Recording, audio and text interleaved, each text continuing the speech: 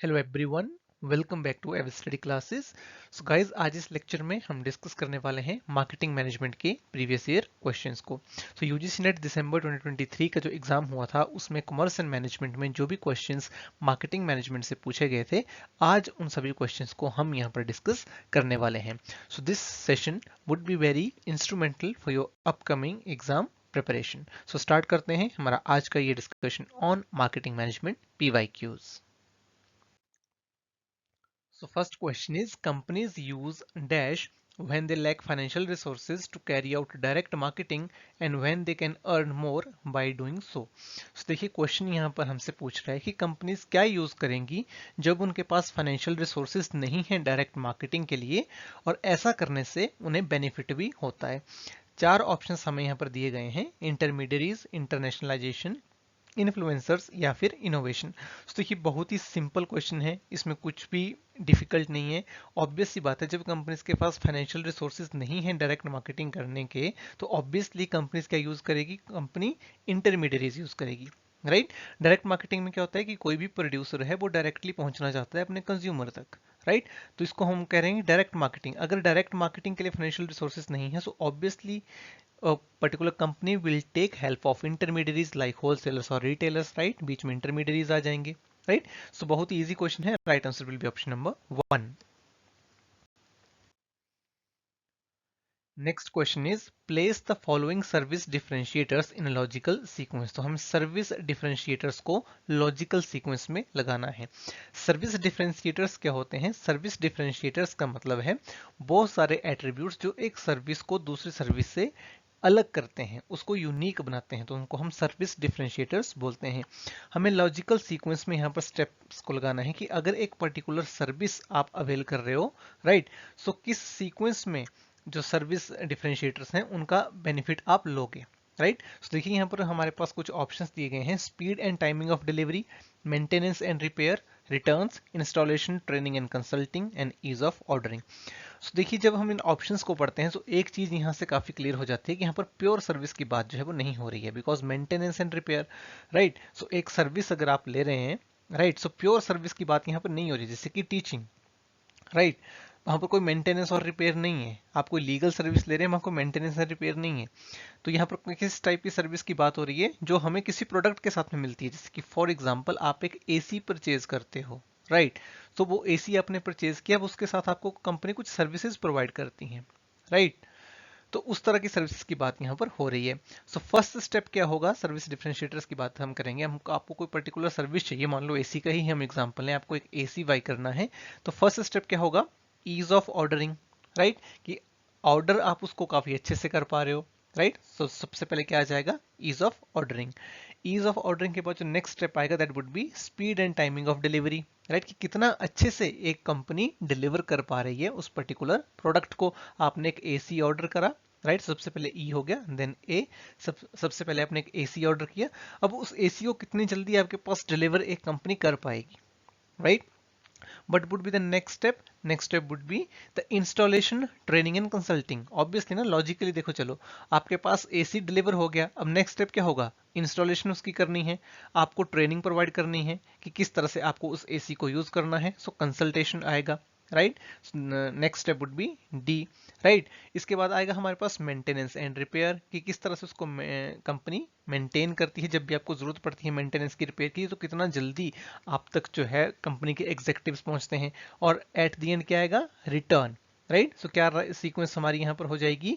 E, A, D, B and सी जो दिया है हमारे ऑप्शन नंबर 2 में, right answer will be option number 2। सो बहुत इजी ये क्वेश्चन था, सिर्फ आपको लॉजिक ही यहाँ पे लगाना था, कोई डिफिकल्ट क्वेश्चन ये नहीं था। Right answer will be option number 2। Next question is emotional appeal is one of the types of advertising appeal based on three ideas, namely। हमें इमोशनल अपील बताना है यहाँ पर कि वो मेनली तीन आइडियाज पे बेस्ड है, यहाँ पर बोला जा रहा है। सो कौन कौन से वो तीन आइडियाज हैं? इमोशनल अपील क्या होती है? जहां पर हम एक पर्टिकुलर कंज्यूमर्स के इमोशंस को इन्वॉल्व करते हैं अपने एडवर्टाइजिंग में। जैसे कि आपने एड्स देखी होगी, जैसे कि बेबी प्रोडक्ट्स की एड आती है, तो वहां पर एक मदर के इमोशंस इन्वॉल्व है, राइट, तो उसको हम इमोशनल अपील बोलते हैं। सो 5 ऑप्शंस हमारे पास यहीं पर दिए गए हैं। सबसे पहले बोला जा रहा है rational appeals generally go unnoticed. तो क्या इसलिए हम इमोशनल अपील करते हैं कि जो रैशनल अपील्स होती हैं, यानी कि जब हम बिल्कुल लॉजिकली फैक्ट वाइज एडवर्टाइजिंग करते हैं, तो क्या वो अननोटिस चली जाती हैं? तो यहाँ बिल्कुल सही बात है। जब भी रैशनल अपील्स हम यूज करते हैं तो कई बार होता है कि कंज्यूमर उनको नोटिस नहीं करता, क्योंकि वहां पर उसका कोई इमोशन इन्वॉल्व नहीं है। सो ए यहाँ पर होगा। कंज्यूमर वॉच ऑल एड्स, जी नहीं, हम इसलिए इमोशनल अपील यूज नहीं करते कि कंज्यूमर सारी एड्स देखता है। कंज्यूमर सारी एड्स देखता भी नहीं है, right. Next is it can capture attention and foster N attachment, obviously बिल्कुल सही बात है। अगर इमोशनल अपील है सो वो अटेंशन कैच करेगी कंज्यूमर की, और एक अटैचमेंट, एक इमोशनल अटैचमेंट भी उसके साथ हो सकती है। Next is consumer ignore most ads, yes, consumer बहुत सारी एड्स को तो इग्नोर ही कर देते हैं। आपने भी देखा होगा बहुत सारी एडवर्टाइजमेंट्स आती हैं, आप स्किप कर देते हो, राइट। सो बहुत सारी एडवर्टाइजमेंट्स को तो कंज्यूमर स्किप भी कर देते हैं। तो ऐसी एडवर्टाइजिंग चाहिए, ऐसी एडवर्टाइजमेंट चाहिए जो कंज्यूमर को इमोशनली इन्वॉल्व करे, राइट। और ई यहां पर दिया गया है rational appeal generally gets notice, तो ये देखिए गलत है, राइट। सो राइट आंसर हमारे यहाँ पर क्या होगा, कौन कौन से ऑप्शन यहाँ पर हमने चूज करे? एक हो गया हमारा ऑप्शन नंबर ए, एक हो गया डी और ई। अब ए डी ई कहाँ पे दिया हुआ है? सो देखिए यहाँ पर उल्टा इन्होंने दिया हुआ है, सॉरी, ए सी एन डी, तो यहाँ पर सी ए डी दिया हुआ है ऑप्शन नंबर 3। सो हमारा राइट आंसर यहाँ पर क्या है? A C N D C A D, यहाँ पर ऑप्शन नंबर 3 में मेंशन किया गया है। Right answer will be option number 3। Next question is dash is a marketing term for any design to prompt an immediate response or encourage an immediate sales। तो देखिए यहाँ पर बोला जा रहा है कि कौन सी ऐसी मार्केटिंग टर्म है जिसे डिजाइन करा जाता है टू जनरेट इमीडिएट रिस्पॉन्स और एनकरेज एन इमीडिएट सेल, यानी कि उससे हमारी इमीडिएट सेल होगी या फिर इमीडिएट रिस्पॉन्स जो है वो कंज्यूमर का आएगा। वो कौन सी मार्केटिंग टर्म है?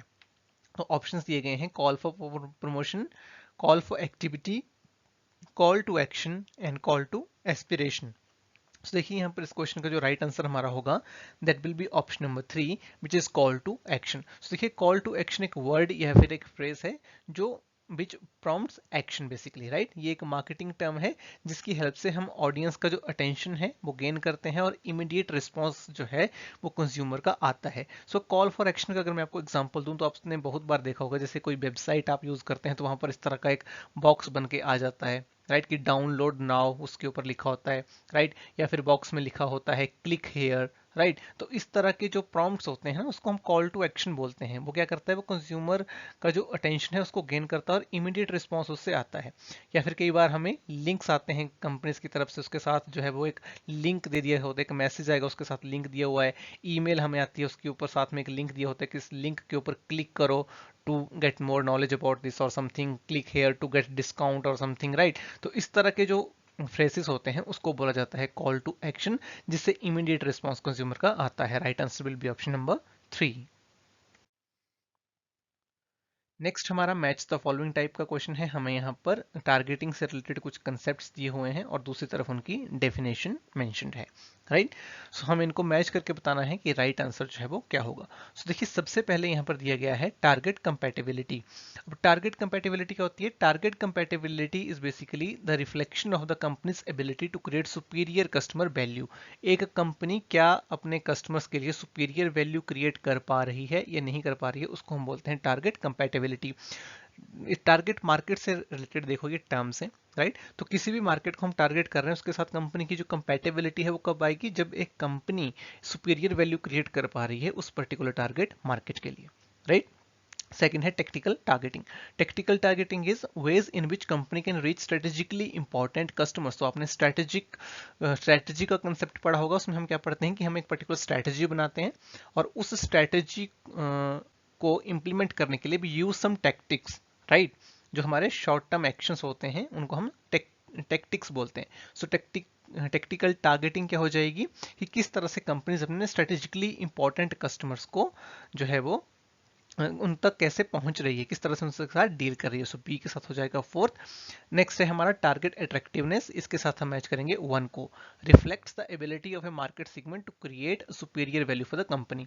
सो कौन सा टारगेट मार्केट अट्रैक्टिव होगा एक कंपनी के लिए? थोड़ा सा लॉजिकली सोचो कि एक टारगेट मार्केट है वो कब अट्रैक्टिव एक कंपनी के लिए बनेगा? जब वो कंपनी के लिए सुपीरियर वैल्यू क्रिएट कर रहा है, राइट अगर एक टारगेट मार्केट कंपनी के लिए सुपीरियर वैल्यू क्रिएट कर रहा है तभी तो वो अट्रैक्टिव हुआ ना, तो इसलिए हम सी के साथ मैच करेंगे 1 को। Then is strategic targeting which focuses on customizing customers offering company's offering sorry according to the customers needs. So जब हम कस्टमर्स की नीड्स के अकॉर्डिंग कंपनी की जो ऑफरिंग है उनको कस्टमाइज करते हैं, so it is called strategic targeting, because हम एक टारगेट मार्केट को समझकर उसके अकॉर्डिंग एक्ट कर रहे हैं, that is it is called strategic targeting. तो इसलिए हमारा जो राइट आंसर इसका होगा that will be option number 2। Next हमारा असर्शन रीजन का यहाँ पर क्वेश्चन है। असर्शन में देखिए दिया गया है कस्टमर्स में prefer to choose the channels based on their own shopping goals as well as price, product assortment and convenience. और इसका रीजन दिया हुआ है कि some consumers are unwilling to trade up to retailers offering higher end goods and trade down to discount retailers for private level.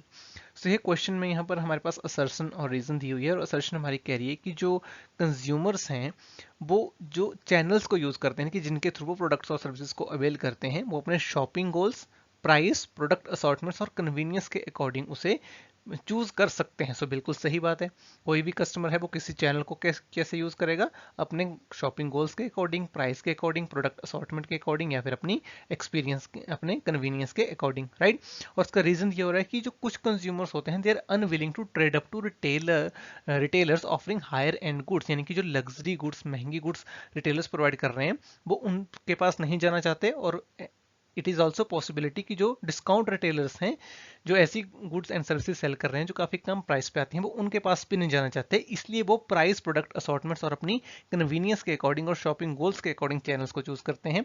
तो बिल्कुल सही बात है, जो हमारा रीजन है वो असर्शन को एक्सप्लेन भी कर रहा है। राइट आंसर हमारा यहाँ पर हो जाएगा option number 1। Both assertion and reason are correct and R is the correct explanation of assertion.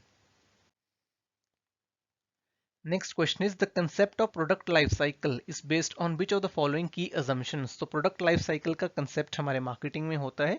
सो कौन कौन सी की assumptions के ऊपर वो प्रोडक्ट लाइफ साइकिल का जो कंसेप्ट है वो बेस्ड होता है, क्या हम एज्यूम करके चलते हैं। अगर हम प्रोडक्ट लाइफ साइकिल को स्टडी कर रहे हैं, मार्केटिंग में एक कंसेप्ट बनाया गया है, तो कुछ assumptions हम मान के चलते हैं। तो वो कौन कौन सी assumptions हैं।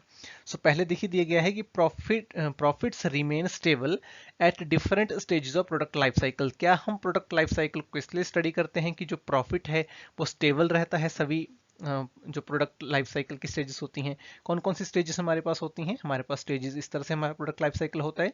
सबसे पहले इंट्रोडक्शन आती है, फिर ग्रोथ आती है, उसके बाद maturity and then decline, right. So क्या हमारा जो प्रॉफिट है वो इंट्रोडक्शन, ग्रोथ, मैच्योरिटी, डिक्लाइन सभी स्टेजेस के ऊपर सेम रहता है? नहीं रहता, राइट। तो ये अजम्पशन हमारी पीएलसी की नहीं है। Second is product have unlimited life. No, product की लिमिटेड लाइफ होती है, ये हम मान के चलते हैं प्रोडक्ट लाइफ साइकिल में कि वो सबसे पहले इंट्रोडक्शन में आएगा और फिर अल्टीमेटली जो प्रोडक्ट है वो डिक्लाइन हो जाएगा। Next is product sales pass through distinct stages is posing different challenges, opportunities and problems to the seller। So yes, C is absolutely correct। जो सेल्स होती है एक प्रोडक्ट की वो डिस्टिंक्ट स्टेजेस से जो है वो पास होती है, जिसमें डिफरेंट चैलेंजेस, अपॉर्चुनिटीज और प्रॉब्लम्स एक सेलर को आती हैं। बिल्कुल सही बात है, जो सेल्स है वो इन मेनली हमारी इन 4 स्टेजेस से होकर के गुजरेगी।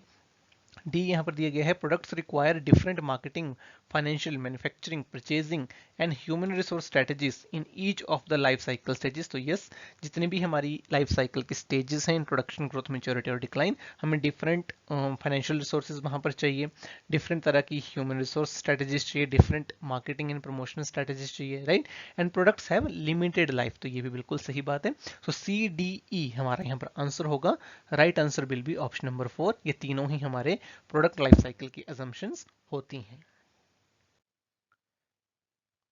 Next question is the present value of future profits the individual segment will generate over a lifetime relationship with a brand or a firm is known as। it's a very easy question। देखिए पूछा जा रहा है जब हम अगर हम present value निकालें, if we calculate the present value किसकी, जो हमारे फ्यूचर प्रॉफिट्स होने वाले हैं फ्रॉम ए पर्टिकुलर कस्टमर और सेगमेंट, कोई एक पर्टिकुलर कस्टमर हो सकता है या फिर पूरा सेगमेंट हो सकता है, उससे जो फ्यूचर प्रॉफिट हमें मिलने वाले हैं उसकी फ्यूचर वैल्यू अगर आज हम यहाँ पर निकालें, उसको आज की डेट में डिस्काउंट करें, तो उसको हम क्या बोलते हैं? Life long value, life time value, long life value या फिर long term value. So it is basically called life time value.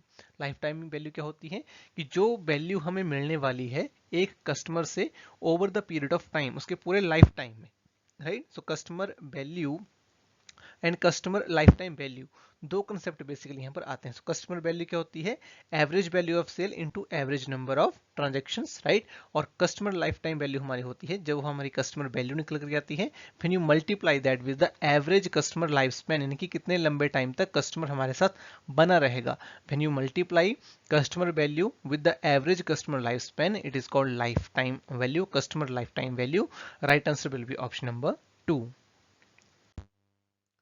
Next question is, channel power is the ability to alter channel members' behavior so that they take actions they would not have taken otherwise, right? From the following channel powers, list the ones which are subjective in nature. So देखिए channel powers होती हैं कुछ, right. जब भी हम बात करते हैं एक मैन्युफैक्चरर और जो डिस्ट्रीब्यूटर होता है उसके रिलेशनशिप की, सो 5 पावर्स हैं, राइट। सो इन 5 पावर्स में हमें ये बताना है कि कौन सी सब्जेक्टिव इन नेचर है। सो देखिए थोड़ा सा इंटरेस्टिंग क्वेश्चन है, राइट। हमें सब्जेक्टिव यहाँ पर पावर्स बतानी है। सब्जेक्टिव पावर्स का मतलब है जिन्हें आप अपने अकॉर्डिंग परसीव करते हैं, राइट, जो ऑब्जेक्टिव नहीं है, जहां पर सब्जेक्टिविटी इन्वॉल्व हो सकती है। सो 5 पावर हमारे पास है यहाँ पर। लीगल पावर, जिसको हम लेजिटिमेट पावर भी बोलते हैं, coercive power, expert power, referent power and reward power. So देखिए हमें यहाँ पर बताना है वो पावर जो सब्जेक्टिव इन नेचर है, राइट। सो देखिए एक स्टडी में बेसिकली बताया गया, राइट। अगर मैं आपको एक पर्टिकुलर स्टडी का यहाँ पर रेफरेंस दूं, तो स्टडी इज बेसिकली रेवेंस 1993। उस स्टडी में ये बोला गया कि 3 पावर्स हमारी, जैसे कि legitimate, expert and referent, right, यानी कि legal power, expert power and referent power, यानी कि option number A, C and D जो दिए गए हैं हमारे ऑप्शन नंबर 1 में, these are the subjective in nature. Subjective क्यों है, देखिए सबसे पहले हमारी लेजिटिमेट पावर होती है। लेजिटिमेट पावर जो है वो होती है पोजीशन की power. So it is possible कि एक पर्टिकुलर पर्सन पोजीशन की पावर से इन्फ्लुएंस्ड है, एक पोजीशन की पावर से इन्फ्लुएंस नहीं होता है, सो इट बिकम सब्जेक्टिव। इसके अलावा एक्सपर्ट पावर, एक्सपर्ट पावर क्या होती है, जब एक कोई पर्टिकुलर पर्सन, कोई पर्टिकुलर मैन्युफैक्चरर किसी पर्टिकुलर चीज में जो है वो एक्सपर्ट है, सो इट इज पॉसिबल कि कोई उसको उसमें एक्सपर्ट मानता है, किसी की उससे ज्यादा एक्सपर्टीज है तो वो उसको एक्सपर्ट नहीं मानता, right? And then referent power, which is based on the interpersonal relationships, right? So referent power इसको भी यहाँ पर सब्जेक्टिव जो पावर है वो माना गया है। सो 3 सब्जेक्टिव पावर्स यहाँ पर बताई गई हैं, ये आपने याद रखना है। It is based on study, referent power, expert power and legal और लेजिटिमेट पावर। इसके अलावा है कोर्सिव पावर, जिसमें थ्रेटन करता है एक मैन्युफैक्चरर एक डिस्ट्रीब्यूटर को to terminate the relationship, and reward power जो किसी पर्टिकुलर रिवॉर्ड पे बेस्ड होती है। इनको ऑब्जेक्टिव यहाँ पर हम मान रहे हैं। राइट आंसर हमारे यहाँ पर हो जाएगा option number D A C, right. Next question is, Dash takes into account a host of inputs such as buyer's image of the product performance, the channel deliverables, the warranty, quality, customer support, and software attributes such as supplier's reputation, trust, worthiness, and esteem. सो हमें यहाँ पर pricing से ये question पूछा गया है। 4 तरह की प्राइसिंग हमारे पास दी गई है। Target rate of return pricing, auction type pricing, economic value to customer pricing and competitive pricing. हमें बताना है कि किस तरह की प्राइसिंग में जो ऊपर हमारे पास इनपुट्स दिए हुए हैं, कौन कौन से इनपुट्स हैं। Buyers image of the product performance, right. इसके अलावा और भी यहाँ पर ये इनपुट्स हैं, हमें बताना है कि इनको किस तरह की प्राइसिंग में जो है वो कंसिडर किया जाता है। तो देखिए यहाँ पर कुछ एट्रीब्यूट्स हैं। Buyers image of product performance है कि बायर्स क्या सोचता है प्रोडक्ट की परफॉर्मेंस के बारे में। चैनल डिलीवरेबल्स, किस तरह से हम डिलीवरी कर रहे हैं। वारंटी, क्वालिटी, किस तरह से हम कस्टमर सपोर्ट प्रोवाइड कर रहे हैं। और क्या ट्रस्ट वर्दीनेस है एक पर्टिकुलर सेलर की। एस्टीम क्या है, सप्लायर की रेपुटेशन क्या है। तो किस तरह की प्राइसिंग में आएगी। देखो target rate of return pricing में तो बिल्कुल नहीं आएगी, राइट, जिसमें तो हम एक रेट ऑफ रिटर्न लेकर के चलते हैं।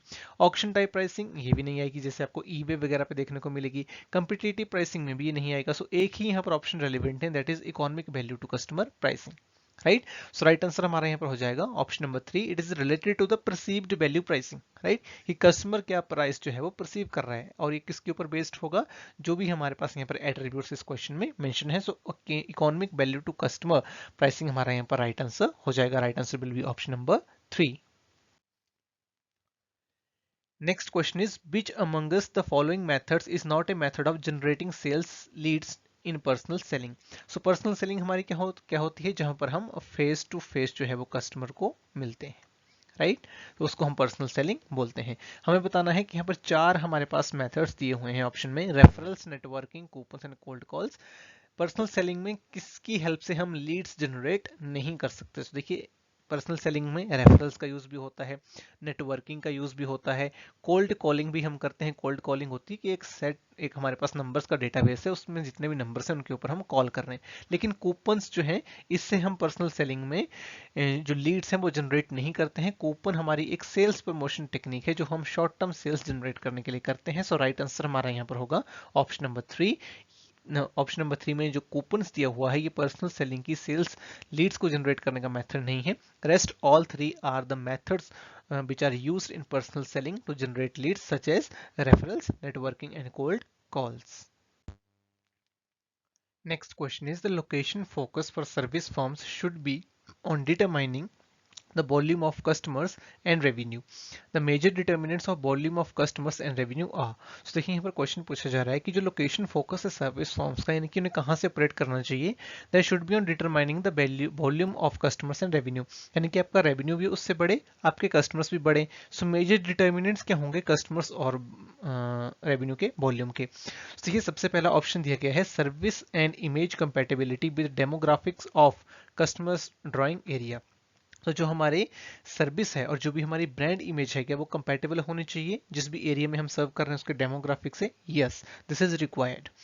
Second is proximity to raw material and suppliers. देखिए ये मैन्युफैक्चरिंग फर्म्स के पॉइंट ऑफ व्यू से ज्यादा है कि पॉइंट जो रिलेवेंट है that is relevant to the from view point of manufacturing firms, not service firm. Proximity to raw material and suppliers ये नहीं होगा। क्वालिटी ऑफ कंपटीशन, यस, किस तरह के कंपटीटर्स के साथ हम डील कर रहे हैं इसके ऊपर डिपेंड करेगा। The volume and customers, volume of customers and revenue.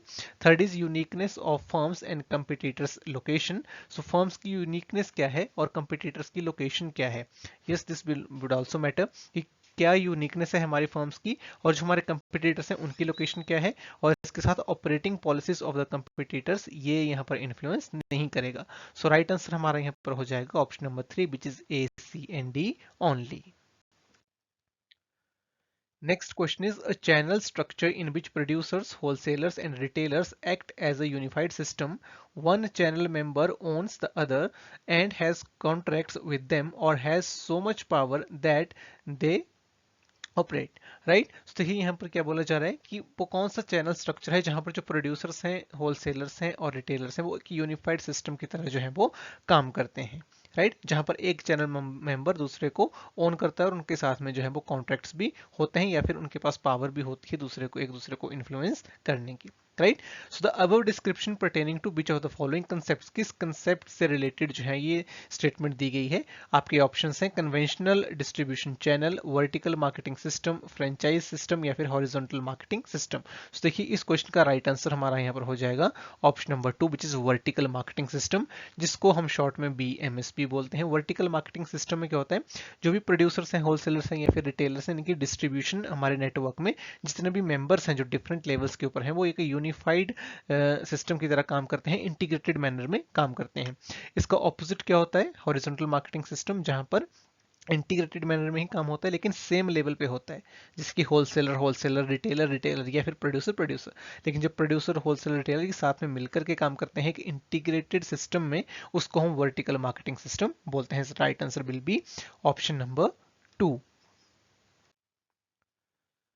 Next question is, which of the following are main issues to be tackled by conceptual component of customer relationship management program? तो देखिए अगर आप एक CRM programme जो है वो design कर रहे हो, कस्टमर रिलेशनशिप मैनेजमेंट प्रोग्राम, तो हमें यहाँ पर बताना है कि main issues to be tackled by conceptual component, यानी कि कंसेप्चुअल कंपोनेंट की हम यहाँ पर बात कर रहे हैं। तो देखिए दो तरह के कंपोनेंट्स हमारे हो सकते हैं, एक कंसेप्चुअल और एक ऑपरेशनल, राइट। कंसेप्चुअल यानी कि जो थ्योरेटिकल है बेसिकली, जहां पर प्लानिंग पार्ट एक तरह से, ऑपरेशनल जो हमारा एक्शन पार्ट है। तो देखिए यहाँ पर बोला जा रहा है processing all customers request coming in through multiple channels. जो भी कस्टमर्स की रिक्वेस्ट आ रही हैं मल्टीपल चैनल से, उनको प्रोसेस कर रही है, किसका पार्ट होगा? कंसेप्चुअल कंपोनेंट का या ऑपरेशनल का? It would be part of operational component, तो ये नहीं आएगा। जैसे कि होता है ना कि हमारा कंसेप्चुअल फ्रेमवर्क होता है, थ्योरेटिकल फ्रेमवर्क होता है, वही हमें यहाँ पर बताना है। Next is setting out the CRM objectives in clear terms. Yes, this is the part of conceptual component, जहां पर हमें कंसेप्ट को डेवलप करना है basically, right. Creating a good product and mass marketing it, again it is a part of operational component. Next is putting a customer first, this is the part of conceptual component of the CRM, right, जहां पर हमें ये decide करना है, plan करना है कि we would put our customer first. Segmenting the market on the basis of occupation, again this is a part of operational component. So right answer इस क्वेश्चन का हमारा होगा B and D only. Right answer will be option number 1।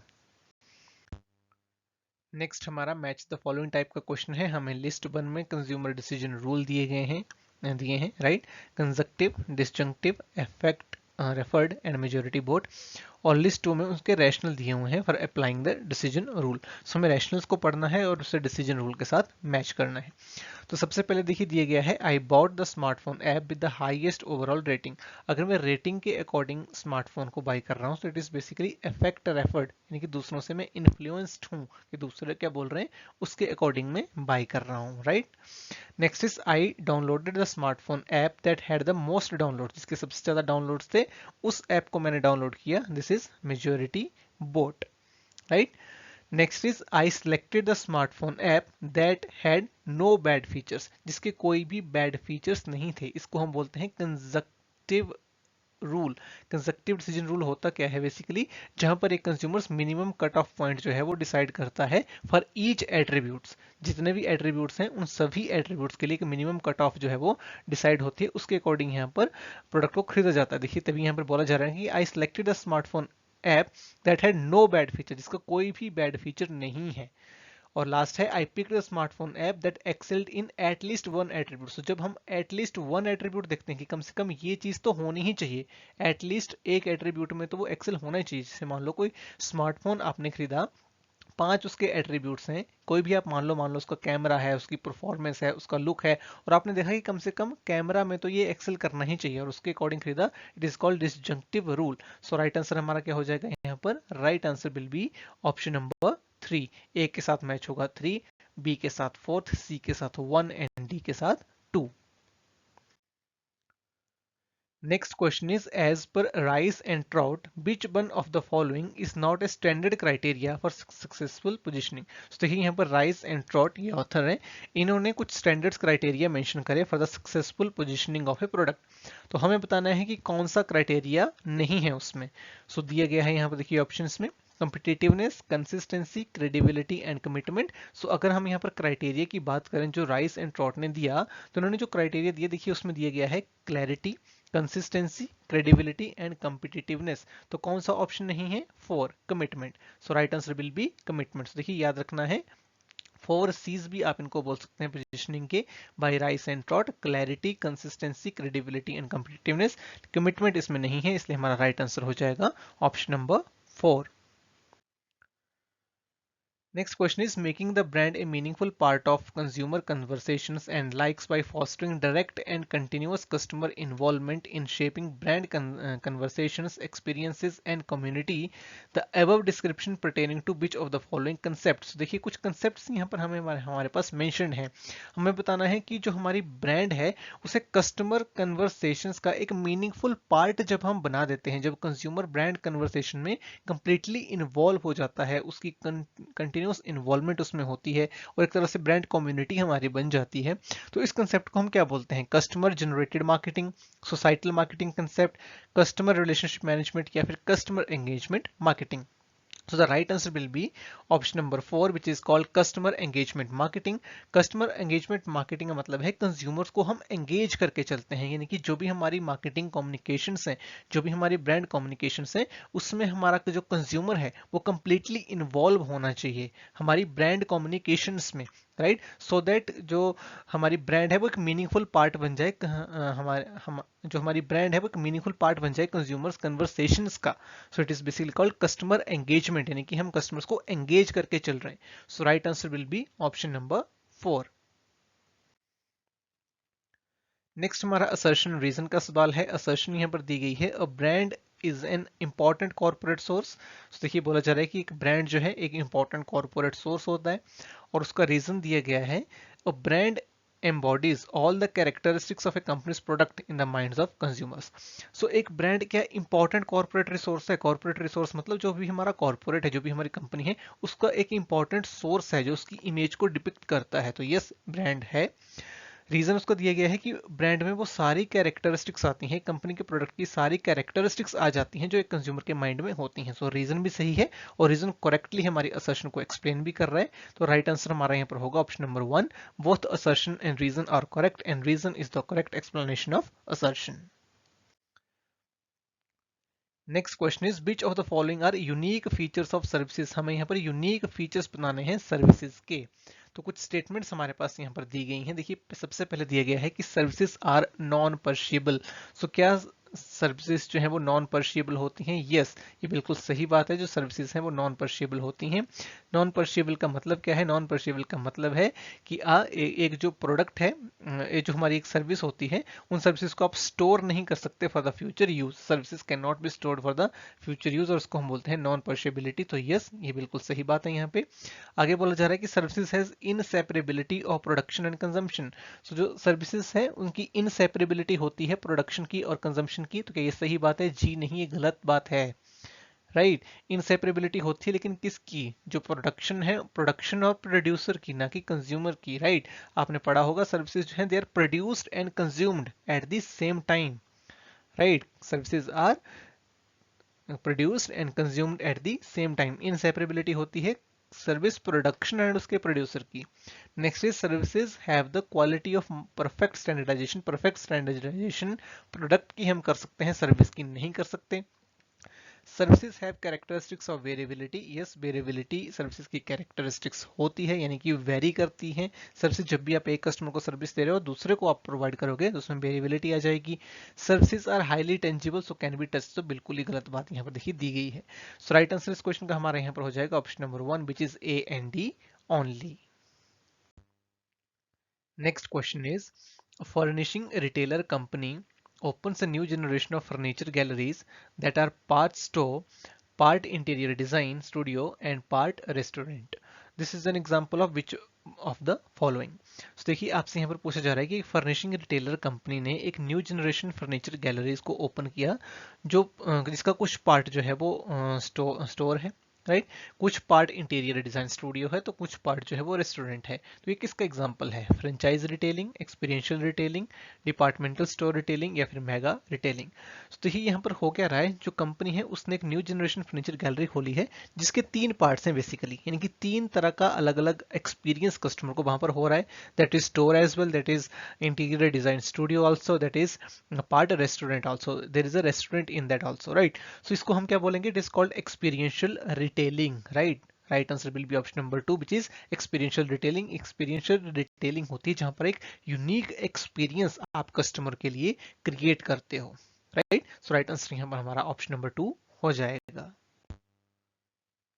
Next question is creating a seamless cross-channel buying experience that integrates in-store, online and mobile shopping.